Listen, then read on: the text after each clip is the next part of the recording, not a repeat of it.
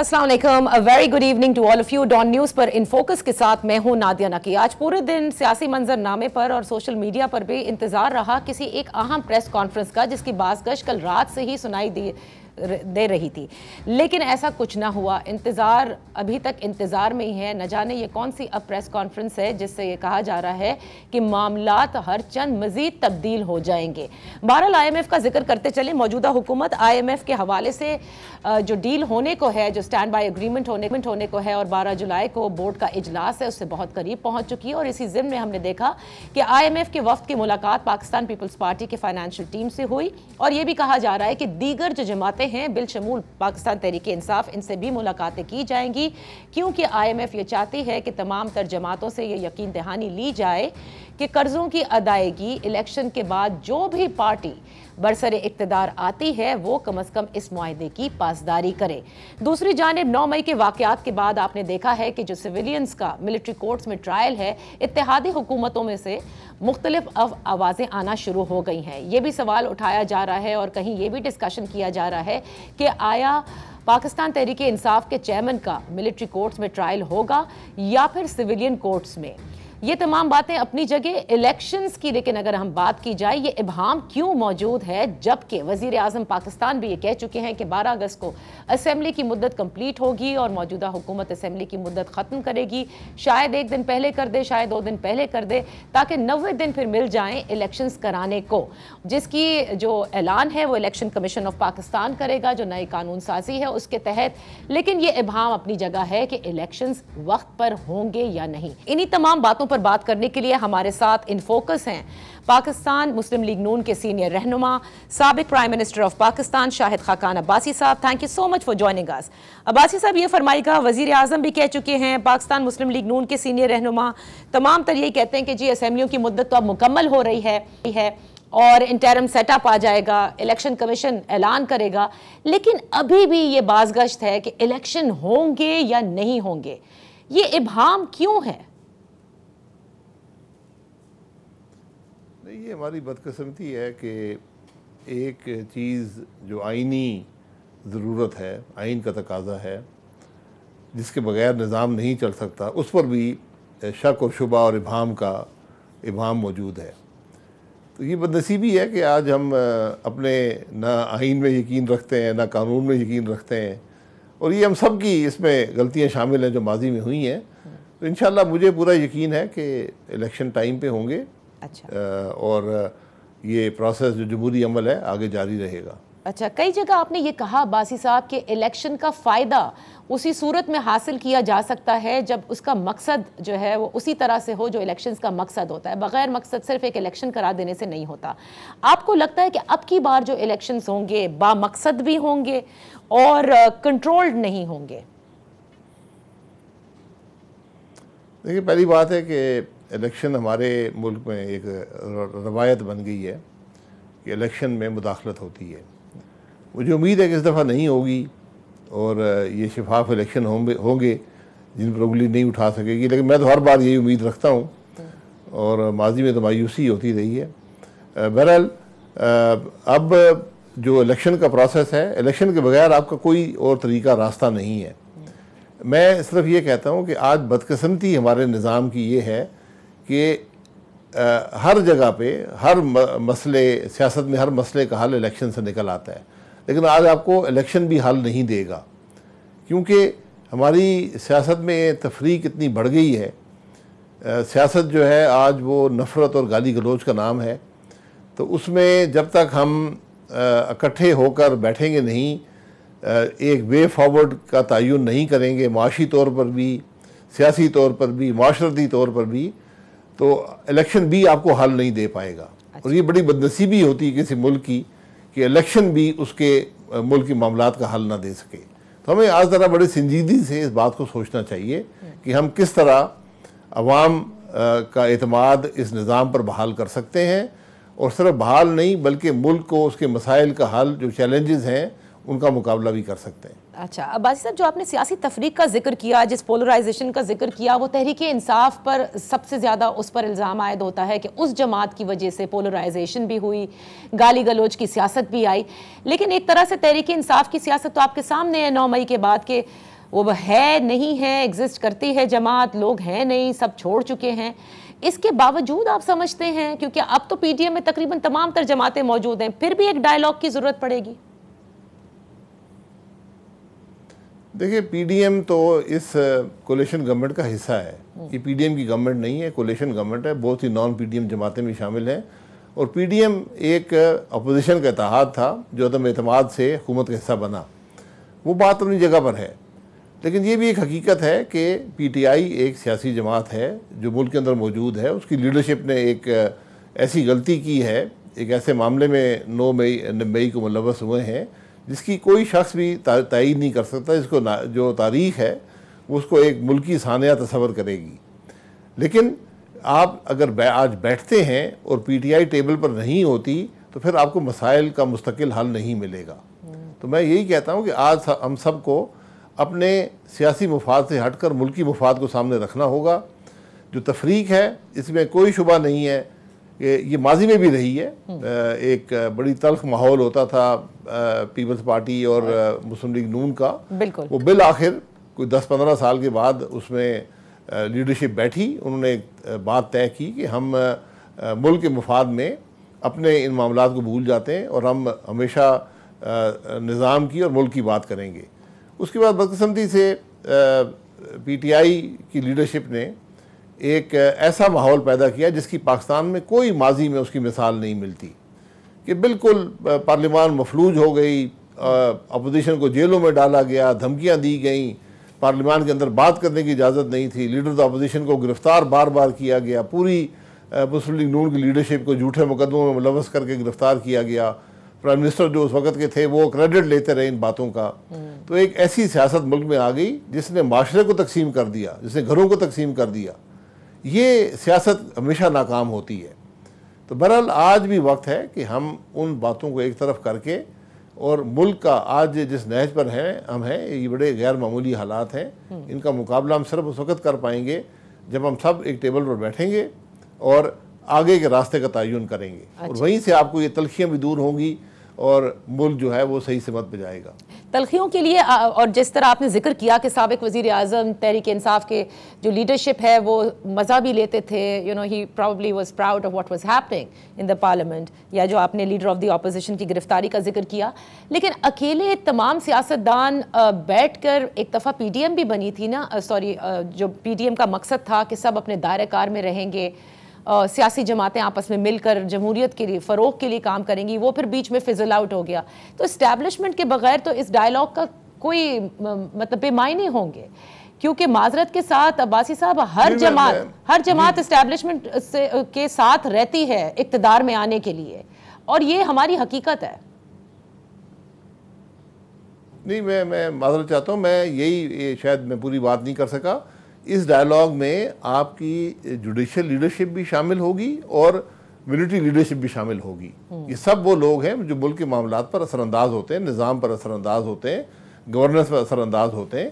ان کو بھی ڈائیلاگ کا حصہ, یہ صرف ڈائیلاگ نہیں ہوگا, آپ نے ایک وے فارورڈ کا تعین کرنا ہے کہ ہم ملک کو کیسے چلائیں گے, جس میں ہر معاملے پر جو آئینی معاملات ہیں, جو قانونی معاملات ہیں, جو تعلق ہے اداروں کا آپس میں, جو گورننس کا نظام ہے, جو معاشی نظام ہے, ایک مستقل حل نکال کر اس کو طے کر کے اور پھر آپ الیکشن میں جائیں.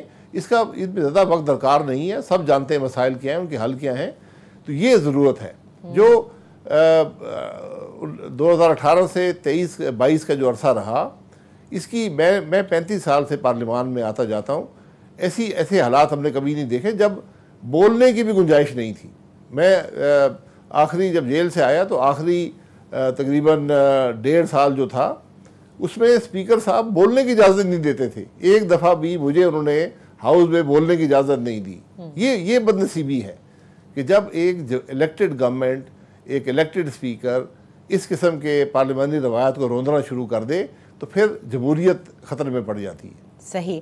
اچھا عباسی صاحب, تو کیونکہ الیکشنز آپ نے کہا کہ ڈائیلاگ کے ساتھ ایک طے شدہ پلان کے تحت ہمیں آگے بڑھنا چاہیے, کیونکہ جس طرح سے ملک ہے اس طرح سے نہیں چل سکتا. یہ مجھے بتائے گا کہ 9 مئی کے بعد تو لگتا ہے کہ سب کچھ بڑا تیزی سے تبدیل ہو گیا ہے. کیا آپ کو لگتا ہے کہ گیم سیاستدانوں کے ہاتھ سے ایک مرتبہ پھر سے نکل گیا ہے؟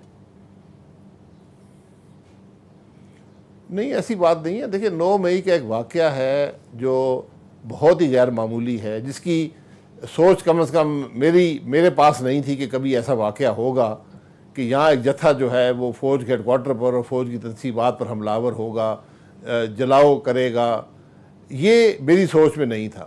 اور جو باتیں ہوئی ہیں جو پی ٹی آئی کی اپنی لیڈرشپ کے اندر سے لوگوں نے کی ہیں, کچھ پرائیویٹلی بھی مجھ سے ہوئی ہیں, تو انہوں نے یہی کہا کہ یہ باقاعدہ ایک منصوبہ, اس پر بحث ہوئی تھی جماعت کے اندر, منصوبے بنے تھے کہ اگر ایسا معاملہ ہوتا ہے تو اس کا کیا رد عمل ہوگا.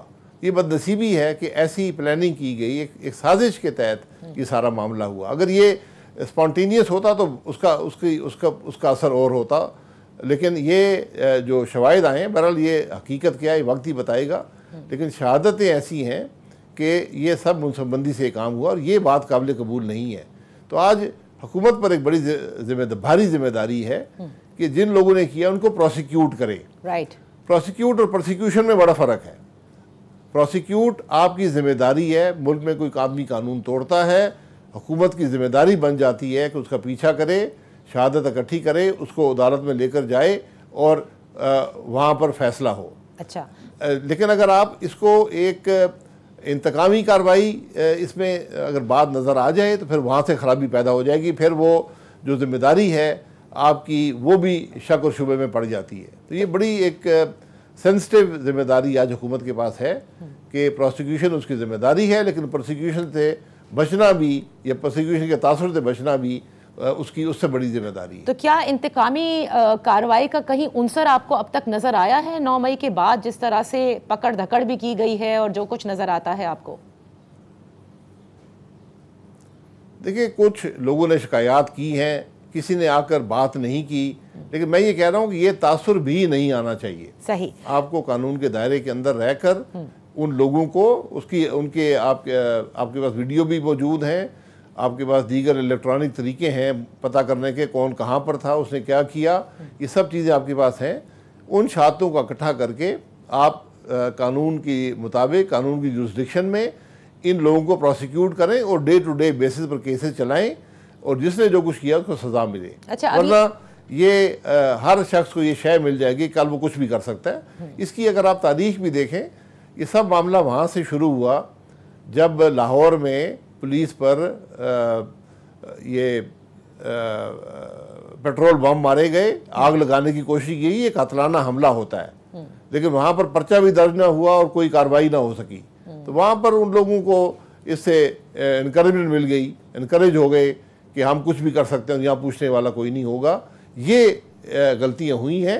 تو آج اگر آپ یہ ان لوگوں کا پیچھا نہیں کریں گے جنہوں نے 9 مئی کے معاملات پیدا کیے ہیں, تو پھر ملک کے معاملات آگے نہیں چل پائیں گے, کل کوئی حکومت کی ریٹ نہیں ہوگی. اچھا, تو جو پیچھا کرنے کی بات آپ کہہ رہے ہیں, پروسیکیوشن صحیح سے پروسیکیوٹ کیا جائے, شہادتیں اکٹھی کی جائیں, تو اب سوال اتحادی حکومتوں میں سے بھی آوازیں آ رہی ہیں اور بات ہو رہی ہے کہ سویلینز کا ٹرائل ملٹری کورٹس میں نہیں ہونا چاہیے.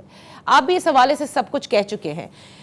کیا آپ کو لگتا ہے کہ حکومت اس بات کا فیصلہ خود نہیں کر پا رہی, یا بس وہ قانون ایسا ہے جس کے وجہ سے, کیونکہ ماضی میں پاکستان مسلم لیگ نون پیپلز پارٹی اس کے خلاف تھی کہ سویلینز کا ٹرائل نہیں ہونا چاہیے ملٹری کورٹس میں, اور یہی کچھ تحریک انصاف کی لیڈرشپ کے حوالے سے بھی ابھی کچھ فیصلہ نہیں کیا گیا ہے.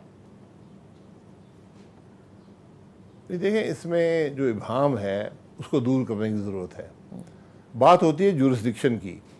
اگر کوئی ایسا عمل ہوا ہے جو آرمی ایکٹ کے تحت کورٹ مارشل سے کیا, اس کو پروسیکیوٹ کیا جا سکتا ہے, تو وہ آپ کو قانون اجازت دیتا ہے.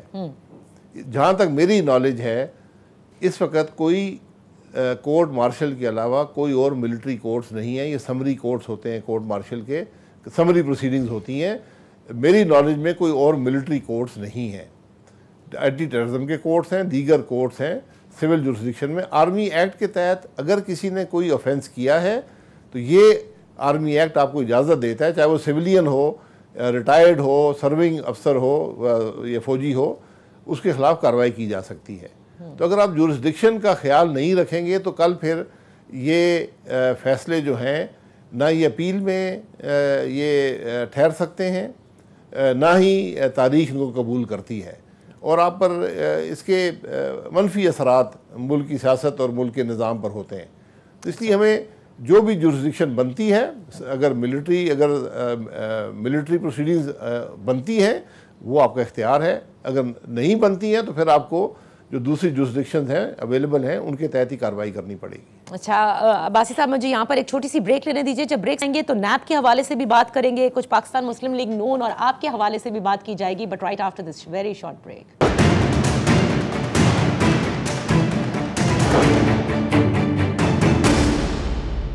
Welcome back. ان فوکس ہیں شاہد خاقان عباسی صاحب, پاکستان مسلم لیگ نون کے سینئر رہنما بھی ہیں اور سابق وزیر اعظم پاکستان بھی. عباسی صاحب, آپ کے حوالے سے ہمیشہ خبریں بڑی رہتی ہیں کہ پتہ نہیں کتنے اختلافات ہیں آپ کی اپنی جماعت کے ساتھ. آپ کی میاں نواز شریف صاحب سے ملاقات بھی ہوئی, اس پر بھی بڑی خبریں آئیں کہ کیا یہ آخری ملاقات ہے, کیا آپ کسی اور جماعت کو جوائن کرنے جا رہے ہیں.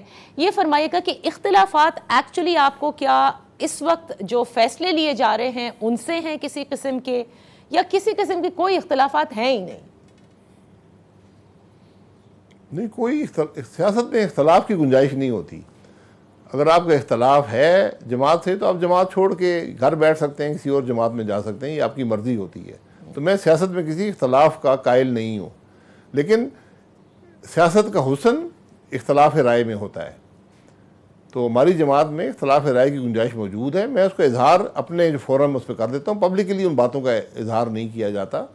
تو اس میں میری کوئی ناراضگی اختلاف نہیں کسی نہ جماعت سے ہے نہ کسی شخصیت سے ہے. یہ اخباری خبریں ٹی وی پر یہ اکثر باتیں ہوتی رہتی ہیں. ابھی بھی میں ذاتی دورے پر گیا ہوا تھا, پیرس میں ایئر شو ہوتا ہے, وہاں جاتا ہوں. تو میں نے کہا اچھا موقع ہے, میں میاں نواز شریف صاحب سے میں نے رابطہ کیا اور انہوں نے کہا بالکل آپ آ جائیں. ہماری ملاقات ہوئی, ہم نے مختلف معاملات پر, ان کی مہربانی ہے, بات چیت ہوئی, بحث ہوئی, ہم نے بہت سے معاملات ڈسکس کیے. اور یہ ہم کرتے رہتے ہیں, جب بھی موقع ملتا ہے میں وہاں جاتا ہوں, ان سے ملاقات ہوتی ہے اور یہ ہوتا رہتا ہے. یہ کوئی غیر معمولی ملاقات نہیں تھی. وہ جب آپ نے استعفیٰ دیا ای سی سی سے, پھر آپ وہ جنرل کونسل اجلاس میں موجود نہیں تھے, تو پھر اور جو ہیں یہ خبریں جو ہیں وہ بڑی گرم ہوتی ہیں کہ کچھ نہ کچھ معاملات ہیں, یا تو آپ فیصلوں سے متفق نہیں ہوتے, اسی وجہ سے آپ نے یہ استعفیٰ بھی دیا ای سی سی سے. دیکھیں, وہ مجھ سے کوئی پوچھ لیتا تو میں ان سب باتوں کی وضاحت کر دیتا. بہرحال وہ کسی نے نہ پوچھا, خود ہی خبریں چھاپنی شروع کر دیں. تو ان باتوں کو میں نے سب سے کہا ہے, آپ مجھ سے پوچھ لیا کریں, جو سوال پوچھیں گے میں اس کا جواب آپ کو دے دوں گا. تو بتائیں پھر آپ نے ایسی کوئی بات نہیں ہے. میں استعفیٰ کیوں دیا ای سی سی سے؟ نہیں دیکھیں, استعفیٰ ای سی سی سے میں مطمئن نہیں تھا, جو وہاں کچھ معاملات تھے. تو میں نے کہا میں اس کام بات میں ایگری نہیں کرتا ہوں, تو میں اس کا حصہ نہیں بن سکتا. میں ویسے بھی وہاں ای سی سی کا ممبر نہیں تھا, مجھے اسپیشل انوائٹی کے طور پر بلایا جاتا تھا. میں ای سی سی کا ممبر جو ہے اسپیشل انوائٹی, ای سی سی کیبنٹ کی کمیٹی ہوتی ہے, کیبنٹ کے ممبران ہوتے ہیں, باقی کسی شخص کو بھی آپ ایسا اسپیشل انوائٹی بلا سکتے ہیں. اچھا عباسی صاحب, یہ بتائیے گا کہ نیب کے حوالے سے آپ کا بڑا کلیئر کٹ موقف ہمیشہ رہا ہے, جس میں آپ کہتے ہیں کہ نیب کو ہونا ہی نہیں چاہیے. You faced NAB, Pakistan Muslim League Noon کے سارے سینئر جو لیڈرشپ ہے اس نے نیب بھگتی ہے. اب یہ جو نیب کو مزید جو بھی ترمیم کی گئی ہے, 14 سے 30 دن کا ریمانڈ بھی کر دیا گیا ہے, یہ جو مضبوطی دی جا رہی ہے یہ تحریک انصاف کے چیئرمین کے لیے دی گئی ہے. مطلب اس کو ختم کرنے کے لیے پاکستان مسلم لیگ نون میں کسی قسم کی کوئی مشاورت نہیں ہوئی کہ اسے اب ختم ہونا چاہیے اس ادارے کو؟ دیکھیں, یہ فیصلہ کابینہ کا ہے. نیب جو ہے وہ ایک سیاہ قانون ہے, ایک آمر نے بنایا تھا اپنے استعمال کے لیے, سیاست کرنے کے لیے. بدقسمتی سے ہم سب جو سیاسی جماعتیں ہیں, ہم سب نے اس کو دل سے لگائے رکھا ہے, اور یہ ادارہ صرف سیاستدانوں کو توڑنے اور مروڑنے کے لیے استعمال ہوا ہے. اور ایک بات اگر نیب نے ثابت کی ہے تو وہ یہ ہے کہ پاکستان کے تمام سیاستدان جو ہیں وہ نیک, پارسا اور ایماندار لوگ ہیں. کیونکہ اس نے کسی سیاستدان کو بھی نہ پکڑے اس نے سب کو ہے, بہت سے لوگوں کو پکڑا ہے, لیکن کسی کو وہ پروسیکیوٹ نہیں کر سکے ہیں, کسی کے خلاف شہادت دے کر اس کو کنوکٹ نہیں کر سکے ہیں. سینکڑوں سال سیاستدانوں کو مجموعی طور پر جیلوں میں رکھا گیا نیب کے قوانین کے تحت. میں نے پہلا جو نیب کا کیس تھا وہ 9 سال میں نے عدالت میں بھگتا ہے. دوسرے جو کیس ہیں 4 سال سے 2 کیس چل رہے ہیں. ابھی تک ختم نہیں ہوئے. اچھا. وہ انہوں نے کہا جی ہماری اب جورسڈکشن نہیں ہے. اس حکومت کے دوران میں نے سب سے پہلے کہا تھا اس ادارے کو ختم کریں, جب تک یہ ادارہ موجود ہے ملک کا نظام نہیں چلے گا. آج کوئی سرکاری افسر کام کرنے کو تیار نہیں ہے. اگر آپ مجھ سے آج ایک سب سے بڑی وجہ پوچھیں ملک میں کہ معاملات حل نہ ہونے کی, ملک کے مسائل حل نہ ہونے کی, وہ نیب ہے, کیونکہ نیب کے ہوتے ہوئے کوئی سرکاری افسر فیصلہ کرنے کو تیار نہیں ہے. اچھا, تو پھر سوال یہ ہوگا نا عباسی صاحب کہ کابینہ نے بالکل فیصلہ کیا ان ترامیم کا, اس میں آپ کی جماعت ہے, کم از کم کہیں تو یہ پتہ چلتا کہ پی ایم ایل این جو ہے وہ اگینسٹ ہے نیب کی, یا پیپلز پارٹی اگینسٹ ہے. اس کا مطلب تو یہ ہوا کہ جو سیاستدانوں کو توڑنا مڑوڑنا چاہتے ہیں ان کے ہاتھوں پھر استعمال ہو گئی یہ کابینہ بھی. دیکھیں میں نے یہی کہا نا کہ سب سے بہترین بات تو یہ تھی کہ اس ادارے کو ختم کر دیا جاتا. یہ ادارہ کوئی مثبت کام نہ کر پایا ہے نہ کر سکتا ہے. اس کے منفی اثرات اتنے گہرے اور اتنے وسیع ہیں کہ پورے ملک کا نظام جو ہے وہ داؤ پر لگ گیا. تو یہ آپ فیصلہ کر لیں. اب عمران جو پی ٹی آئی ہے ان کا اپنا جو موقف ہے وہ یہ ہے کہ نیب کے قانون میں کوئی ترمیم تک نہیں ہونی چاہیے.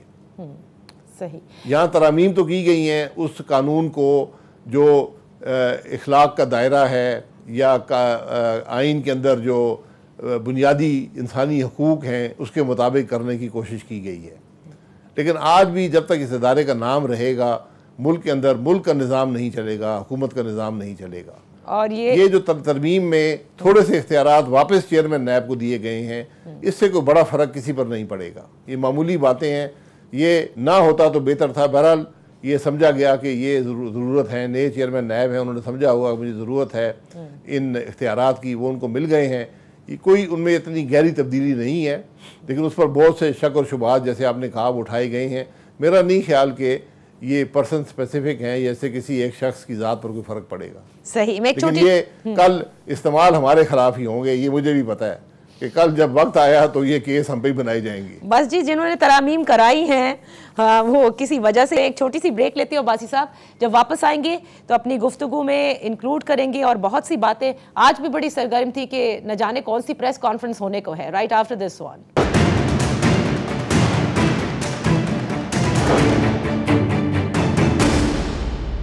Welcome back. ان فوکس ہے شاہد خاقان عباسی صاحب. عباسی صاحب یہ بتائے گا, ایسے پورے دن آج ہم نے دیکھا کہ کوئی پریس کانفرنس اہم ہونے کو ہے, رات سے سوشل میڈیا پر اسی حوالے سے بازگشت تھی.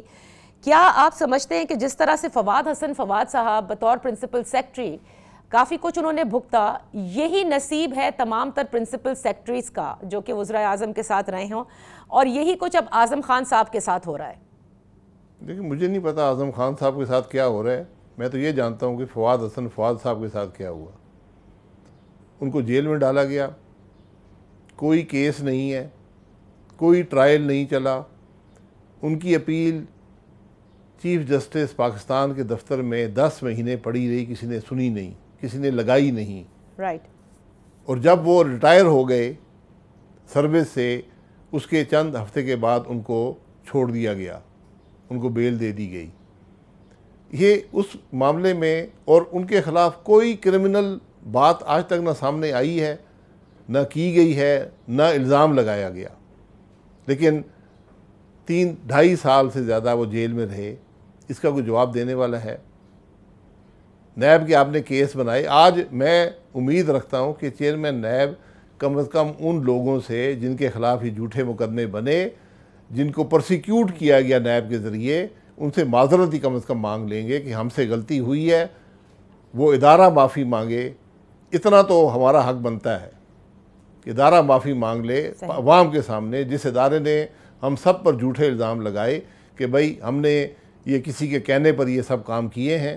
کیونکہ جو سابقہ چیئرمین نیب ہیں وہ آج کل ہر ایک کے سامنے روتے پھرتے ہیں کہ جناب میں تو نہیں کرنا چاہتا تھا, مجھ سے دباؤ میں یہ کام کروائے گئے ہیں.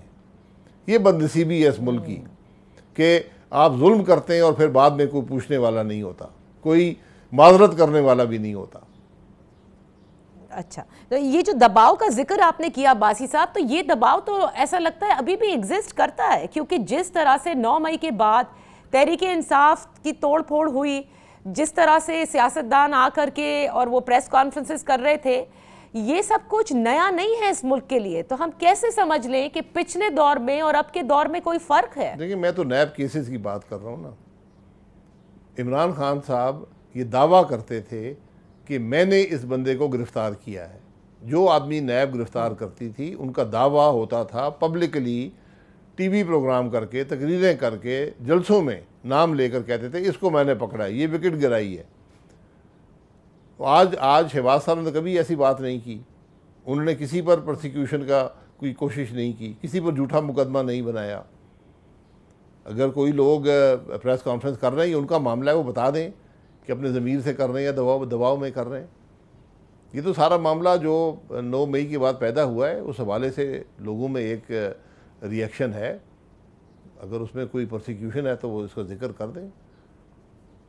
لیکن عباسی صاحب آپ سینئر سیاستدان ہیں، سیاست کے سب آپ نے دور بھی دیکھ لیے، کس طرح سے کب کیا کنٹرول، کون کون سے پروجیکٹ لانچ کیے جاتے ہیں. آپ کو نہیں لگتا کہ ابھی بھی سب کچھ نیوٹرل نہیں ہے؟ لیکن نیوٹرل ہے یا نہیں ہے تاریخ ہی بتائے گی نا. میں تو اسپیکولیٹ ہی کر سکتا ہوں، آپ بھی اسپیکولیٹ ہی کر سکتی ہیں. میں ہمیشہ کہتا ہوں اس ملک میں ایک ٹروتھ کمیشن بن جائے تاکہ اس ملک کی جو حقیقت ہے وہ عوام کے سامنے آ جائے کہ اس ملک میں ہوتا کیا رہا ہے.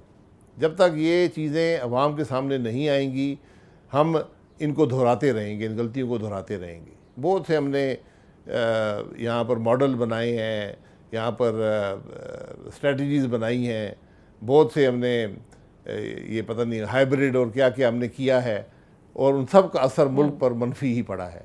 اس سب کا نتیجہ آج جو ملک کے حالات ہیں وہ ان سب غلطیوں کا نتیجہ ہے. ان سب جو ہم نے مختلف اوقات میں الیکشنوں میں چوری کی ہے، حکومت کے اندر مداخلت کی ہے، جوڈیشری نے جو کام کیے ہیں، یہ سب آپ کے سامنے نچوڑ جو ہے وہ آج آپ کے سامنے ہے.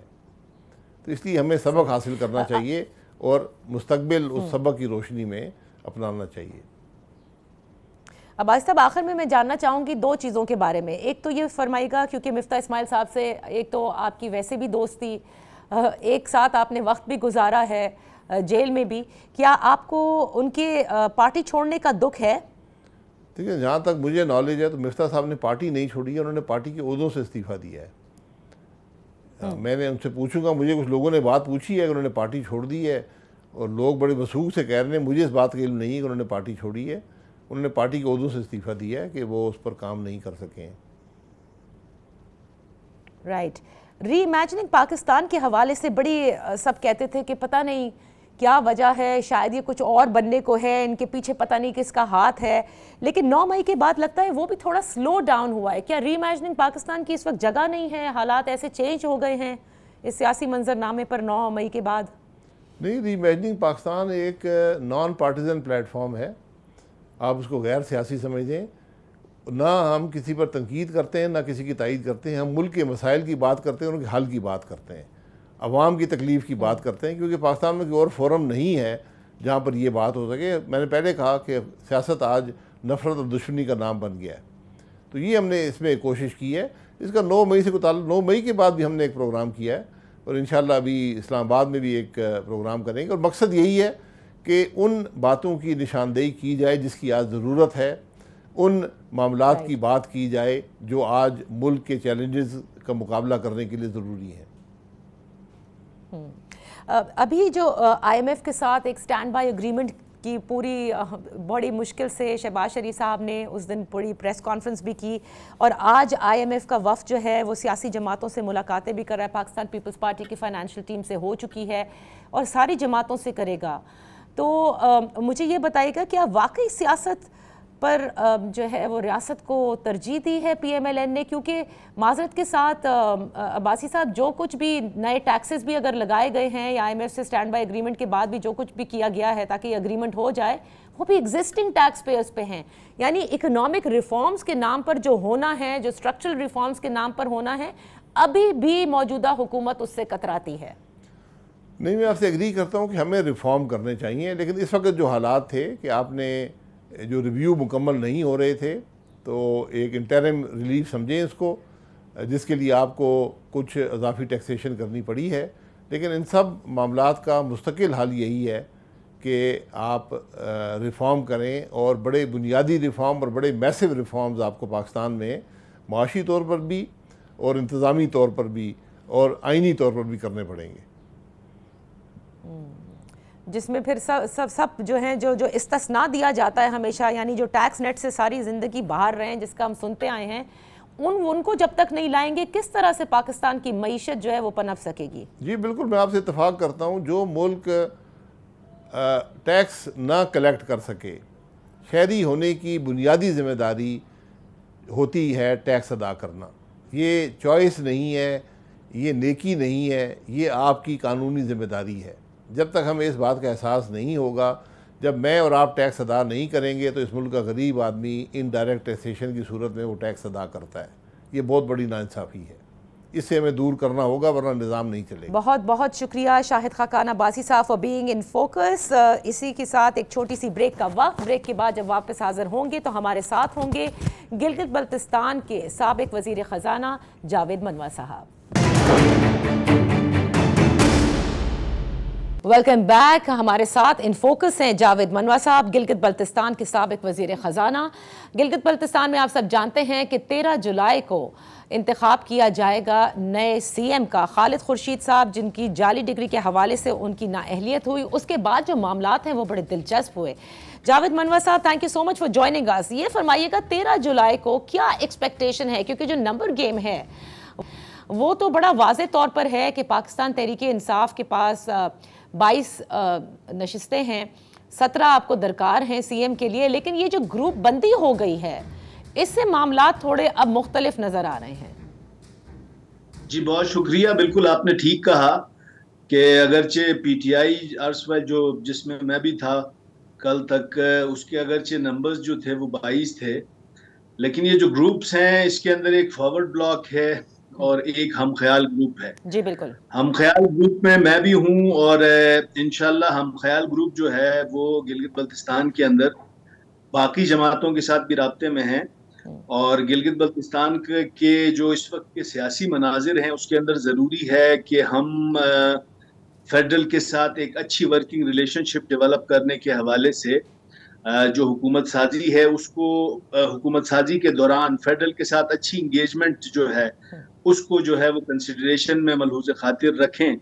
تو اس سلسلے میں ہمارے پاس ہم خیال گروپ ہمارا جو ہے وہ انشاءاللہ عددی اکثریت پوری کرے گا، اور ہم ابھی مشاورت کے عمل میں ہیں. ہم خیال گروپ انشاءاللہ 17 کا نمبر پورا کرے گا. یعنی آپ یہ کہہ رہے ہیں کہ ایک طرح سے آپ ایک اتحادی حکومت والا فارمولا جو کہ وفاق میں ہے ویسا ہی کچھ سامنے لانا چاہتے ہیں، جس میں پاکستان مسلم لیگ نون بھی ہو، پیپلز پارٹی بھی ہو.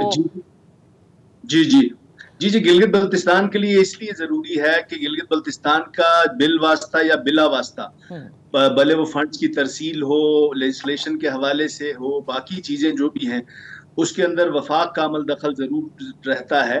تو ان چیزوں کو کنسیڈریشنز میں رکھتے ہوئے اس حکومت سازی کے اندر اگر سیاسی سنجیدگی، سیاسی پختگی کے لیے اگر یہ دیکھا جائے کہ تمام سیاسی قابلین پولیٹیکل سٹیک ہولڈرز جو ہیں وہ کسی جوائنٹ فارمولے کی طرف جائیں تو یہ بہتر ہوتا ہوا دکھائی دے رہا ہے. تو یہ مجھے بتائیے گا جاوید صاحب کہ ہم خیال گروپ میں اس وقت ہیں کتنے لوگ؟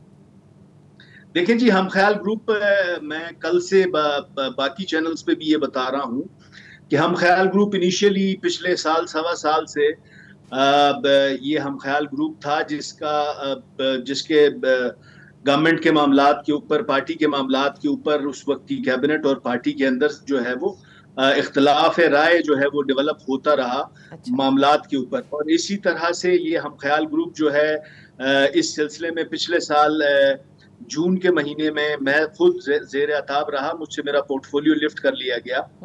جو بھی مسائل تھے گلگت بلتستان کے مسائل کے حوالے سے، پارٹی کے مسائل کے حوالے سے، پارٹی کی جو جارحانہ رویہ تھا اس کے اوپر اختلافات تھے، وہ ہم خیال گروپ 4-5 سے گرو کر کے کل تک اس کی تعداد 8-10 تھی.